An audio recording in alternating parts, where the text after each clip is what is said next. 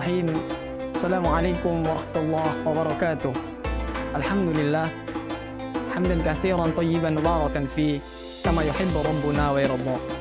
Asyhadu an la ilaha illallah wahdahu la syarika lah wa asyhadu anna Muhammadan 'abduhu wa rasuluh. La nabiyya wa la rasula ba'da amma ba'd. Tidak henti-hentinya kita panjatkan puji syukur kehadirat Allah Subhanahu wa taala. Ialah satu-satunya zat penguasa dan pemilik langit dan bumi beserta seluruh isinya, baik yang nampak maupun tidak nampak. Ia satu-satunya zat tempat seorang hamba bergantung. Tetapi tidak lupa pula kita konsepnya bahwa la ilaha illallah, tiada penguasa, pemilik, pengatur dan pengawas di muka bumi Allah Subhanahu wa taala ialah Allah Subhanahu wa taala. Di mana karena rahmat ataupun nikmatnya segala kebaikan menjadi sempurna dan segala niat-niat baik hamba dapat terlaksana. Allahumma salli wa sallim wa barik ala habibina wa nabiyyina wa maulana Muhammad sallallahu alaihi wasallam. Semoga solawat, salam berkah beserta nikmatnya senantiasa tercurahkan kepada baginda Muhammad sallallahu alaihi wasallam, kepada para sahabat, kepada keluarganya beserta kaumnya. Semoga kita senantiasa berada di jalannya, amin ya rabbal alamin. Hadirin rahimakumullah. Insyaallah pada kesempatan kali ini saya akan menyampaikan sebuah tausiah singkat yang berjudul dakwah kampus sebagai jalan cinta kepada Allah Subhanahu wa taala. Hadirin rahimakumullah. Dalam Quran surah An-Nahl ayat 125 Allah Subhanahu wa taala berfirman dan berbunyi, A'udzu billahi minasyaitonir rajim. Bismillahirrahmanirrahim. Ud'u ila sabili rabbika bil hikmati wal mau'izatil hasanati wajadilhum billati hiya ahsan. Inna rabbaka huwa a'lamu biman dhalla 'an sabilihi wa huwa a'lamu bil muhtadin.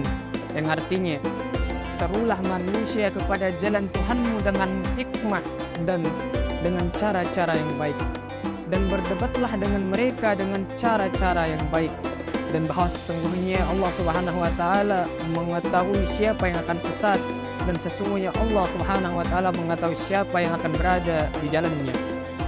Dari ayat tersebut bisa kita lihat bahwasannya dakwah kampus itu memiliki urgensi, di mana kita sebagai pemuda yang insya Allah mau berjuang di jalan Allah harus bisa mengajak sesama untuk berada di jalan Allah Subhanahu wa taala.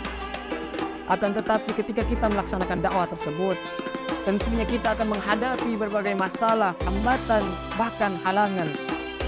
Akan tetapi hambatan dan halangan tersebut tidaklah begitu berat seperti apa yang dirasakan oleh baginda Rasulullah sallallahu alaihi wasallam ketika beliau berdakwah dulu.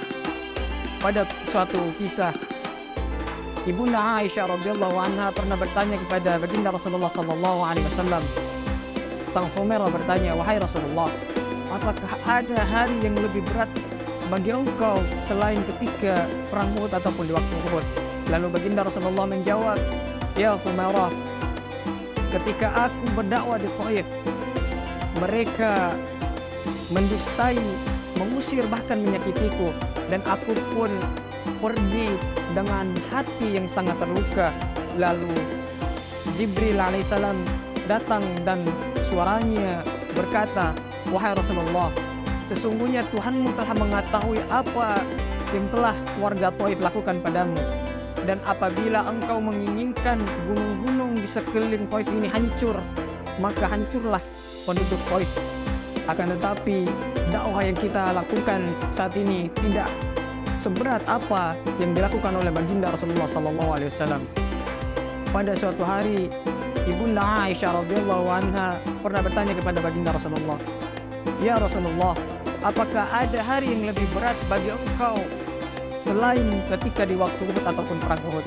Lalu baginda Rasulullah SAW menjawab pada sang Humairah, "Ya Humairah, bahwasannya ketika aku berdakwah di Thaif, kemudian mereka mendustai, mengusir, bahkan menyakitiku, lalu pun aku pergi dengan hati yang terluka.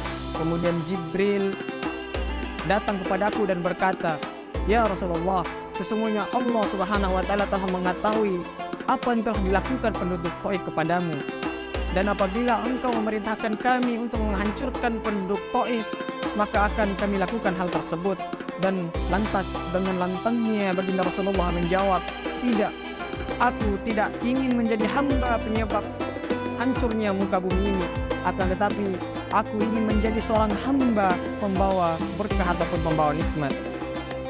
Hadirin rahimakumullah, dari kisah tersebut bisa kita dalami kebijaksanaan. Apakah dakwah yang kita lakukan sampai saat ini tepat kepada sasaran dakwah dan dengan penuh belas kasih kepada sasaran dakwah tersebut?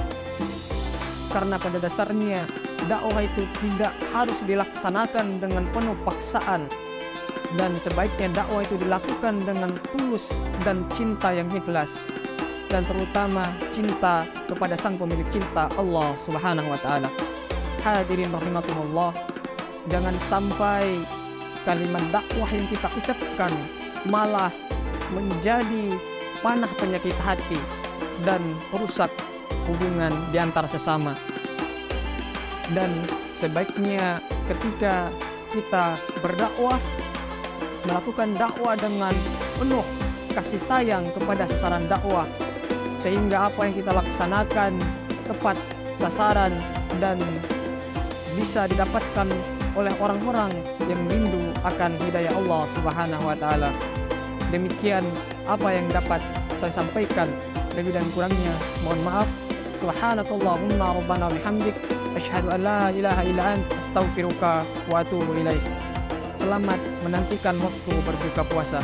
Wassalamualaikum warahmatullahi wabarakatuh.